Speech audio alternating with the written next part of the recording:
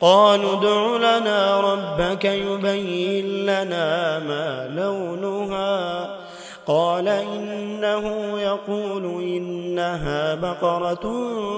صفراء فاقع لونها تسر الناظرين قالوا ادع لنا ربك يبين لنا ما هي إن البقرة شابه علينا وإنا إن شاء الله لمهتدون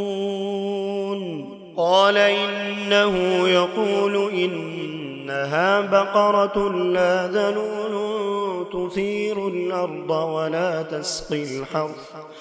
مسلمة لا شية فيها قالوا الآن جئت بالحق فذبحوها وما كادوا يفعلون وإذ قتلتم نفسا فادارأتم فيها والله مخرج ما كنتم تكتمون فقلنا اضربوه ببعضها كذلك يحيي الله الموتى ويريكم آياته لعلكم تعقلون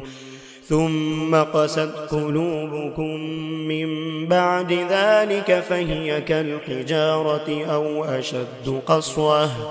وإن من الحجارة لما يتفجر منه الأنهار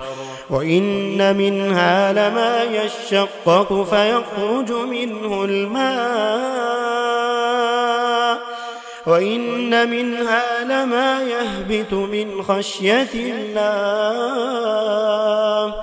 وما الله بغافل عما تعملون أفتطمعون أن يؤمنوا لكم وقد كان فريق منهم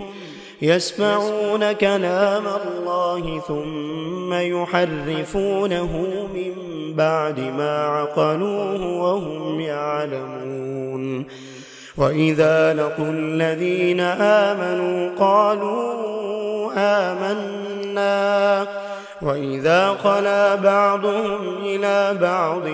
قالوا أتحدثونهم بما فتح الله عليكم ليحاجوكم به عند ربكم أفلا تعقلون